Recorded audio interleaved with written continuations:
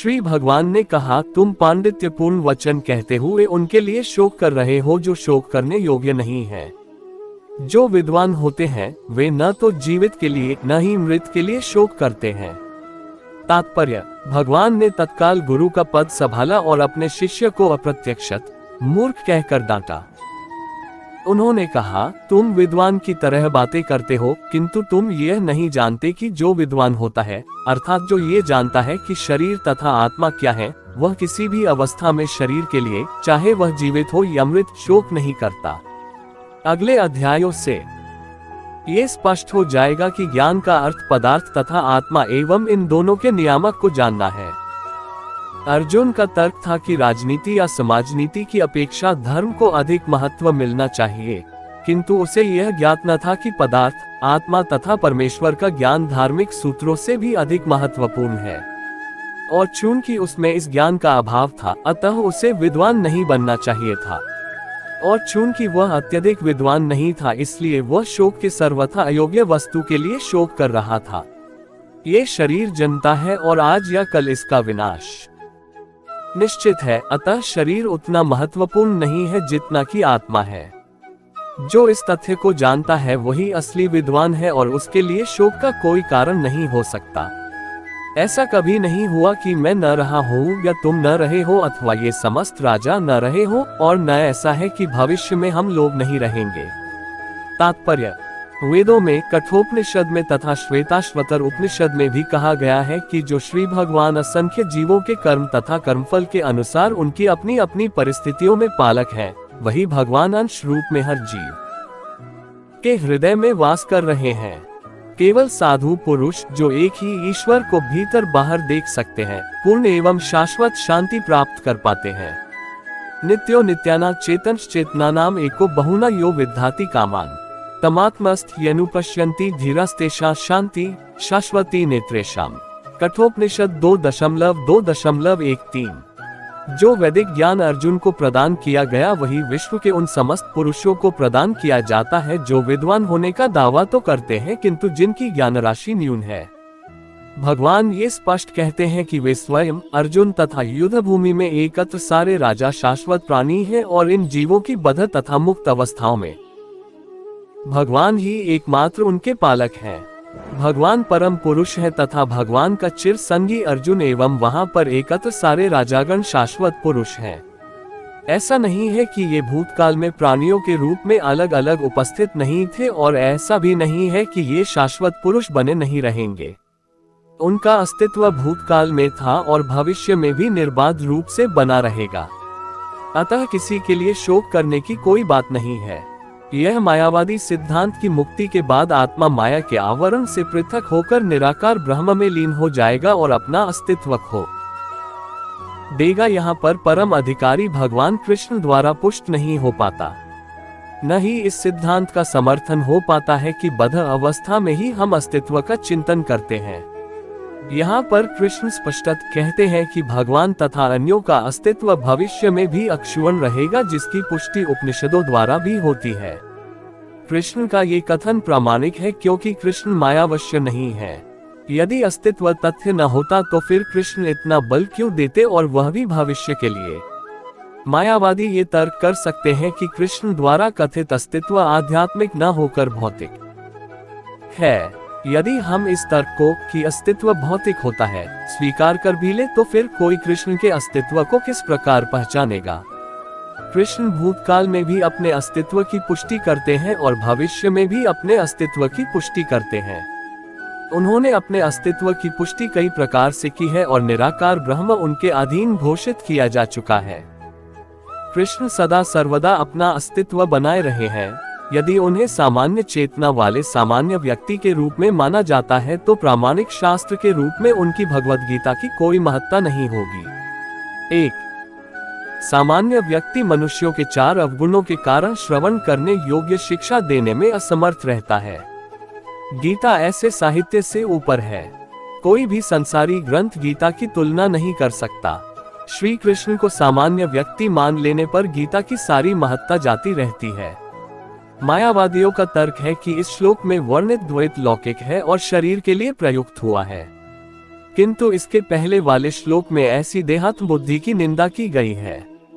एक बार जीवों की देहात्म बुद्धि की निंदा करने के बाद ये कैसे संभव है कि कृष्ण पुनः शरीर पर उसी वक्तव्य को दोहराते। अतः यह अस्तित्व आध्यात्मिक आधार पर स्थापित है और इसकी पुष्टि रामानुजाचार्य तथा अन्य आचार्यों ने भी की है। गीता में कई स्थलों पर इसका उल्लेख है कि यह आध्यात्मिक अस्तित्व केवल भगवत भक्तों द्वारा ज्ञेय है। जो लोग भगवान कृष्ण का विरोध करते हैं उनकी इस महान साहित्य तक पहुंच नहीं हो पाती। अभक्तों द्वारा गीता के उपदेशों को समझने का प्रयास मधुमक्खी द्वारा मधुपात्र चाटने के सदृश है।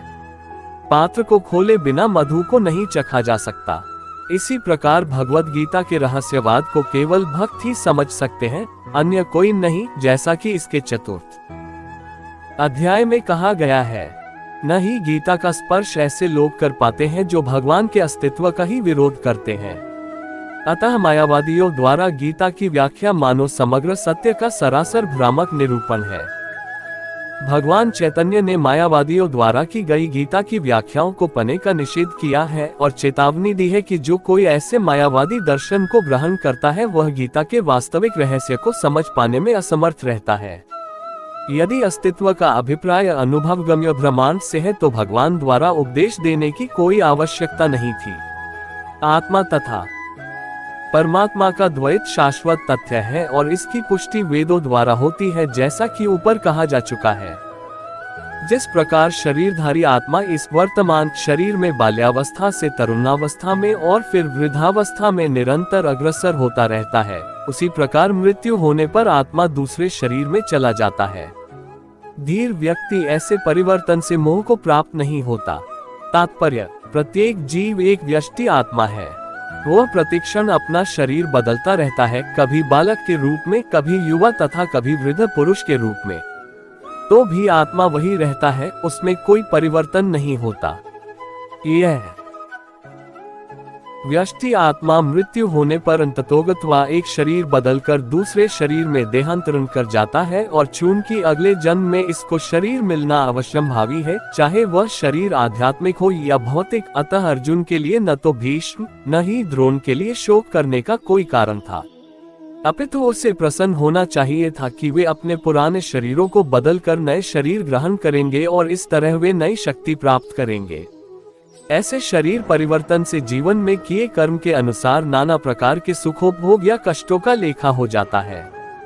चूंकि भीष्म व द्रोण साधु पुरुष थे, इसलिए अगले जन्म में उन्हें आध्यात्मिक शरीर प्राप्त होंगे, नहीं तो कम से कम उन्हें स्वर्ग में भोग करने के अनुरूप शरीर तो प्राप्त होंगे ही। अतः दोनों ही दशाओं में शोक का कोई कारण नहीं था।